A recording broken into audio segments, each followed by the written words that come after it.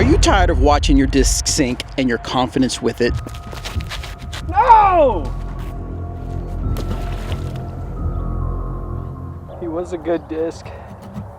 He treated me well. Drift plastic is lightweight, beginner friendly, and yep, it floats. Today, I'm gonna look at drift plastic in 3 ways. 1, we're gonna make sure it really floats. 2, we're gonna do a side-by-side comparison between drift plastic and other plastics. And then 3, I'm gonna go over each mold so you can see which one might be right for you. And stay tuned, because one of the molds really surprised me in how much distance it gave me. Let's take a look.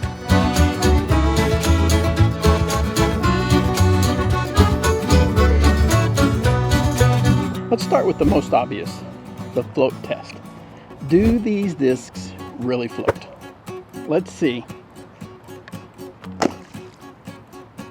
Yep, they're floating. Now, guys, I'm not out here chasing ratings. I just want to have fun when I play disc golf. And if there happens to be a hole that has water and I'm not quite confident I can get over the water, at least I can be confident that I know my disc is going to float. Okay, now for a full comparison, let's see what happens if we throw a non-drift disc in the pond. I think you know what's going to happen. See, there it is. Gone forever. Gone. Crap. Now let's talk about how they fly. Now the drift plastic is much lighter in weight, usually between 120 grams and 130 grams. And that's great for junior players or beginners or anybody who, they don't train every day. They just play on the weekends every now and then, but they want a disc that they know will get the full flight. And what I'm going to do is I have the 4 molds in the drift plastic, and I'm going to throw the same mold in a Fuzion plastic, and I want to see how different they fly. First up is the EMAC Judge. So you can see a nice neutral flight. The drift EMAC Judge, definitely much more understable. All right, now the evidence. I haven't thrown the evidence in a while. That's a nice neutral flight. Now for the drift evidence. As you can see, a nice understable flight, but still has plenty of time. I don't know if you caught that, but it still had plenty of time to kind of even out the fade. Nice little fade in. All right, we're gonna throw the escape now. This one's a little beat in. I've had this for a while. Love this escape. All right, there's the flight for me and an escape. Now the drift escape. Same line, little more, I think it stood up a little bit longer, which got just a little bit more distance. All right, got the Sergeant this time. Overstable distance driver. That stays nice and stable. Let's try it in the drift. Oh yeah, see how it stands up much longer? Well, as you can see, the difference in the lighter weight versus the regular weight, the difference in the flight characteristics, there's a big difference. But I was curious to see, what if I threw these on a little bit of an hyzer? How would they fly? So I'm not gonna give like 100% power. I'm just gonna do a standstill with the Judge and throw it. That basket over there. Oh, wow, yeah. Evidence is a neutral to understable, 5.5, -1.0.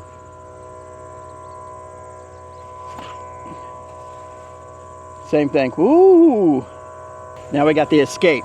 Same thing, standstill throw. This one I might take a step. Oh, that thing went forever. Now the Sergeant, distance driver, 11.4.0, 2.5 fade.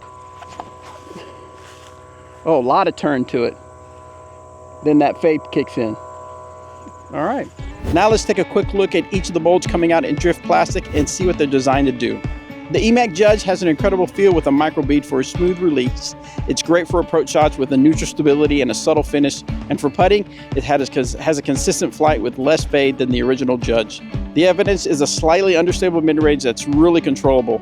For beginners, it holds a straight line. For someone that has been playing a while, you can release it on a little hyzer and watch it flip up and glide. The Escape is an easy release fairway driver with tons of glide. For some, it might even give you that extra bit of turn that adds surprising distance. And finally, the Sergeant, the one that surprised me the most. It bridges the gap between a fairway and a distance driver, gliding beautifully in this lighter plastic. The disc that surprised me the most was the Sergeant. Now they're all flying great, but I noticed as I was filming this video that the Sergeant was really getting me some good distance. So I wanted to come out to Jones Park and do an official measurement of my throw with U-disc. There you go. Dang. Dang. And there you go. 302 feet. Now the wind was blowing about 9 miles an hour and I was throwing into a little bit of a right to left wind, but it was flying really nice. Now would I grab the Sergeant for all my distance drives? Not really, but when I'm throwing over a place that has water or I know there's no wind and I'm a little tired and I don't want to have to put full power, I might grab the Drift Sergeant. Here's the bottom line. Drift Plastic solves two problems for us disc golfers that aren't touring pros. We just like to play on the weekend or get a quick 9 in after work. Number one, they float, which means when I come up to a hole that has water, I don't have to be scared. I can go for it, I can take the risk knowing that if I happen to not quite make it and get into the water, my disc will float and I'll be just fine and I can retrieve it. And number two, they're lightweight, which is great for beginners or for players like me that need lighter weight discs to make sure they get the full flight. Look at that, just flattens up, glides forever, then that nice sharp fade. It's lightweight plastic, but it flies so good. I don't know why I would think lightweight doesn't fly good. Lightweight is just lightweight. It's just, for my arm speed, that is just such a great flight. So are these discs right for you? If you're looking for lightweight and plastic that floats, you can give Drift Plastic a try. And if you're thinking you'd like to see different molds and lightweight discs, stay tuned.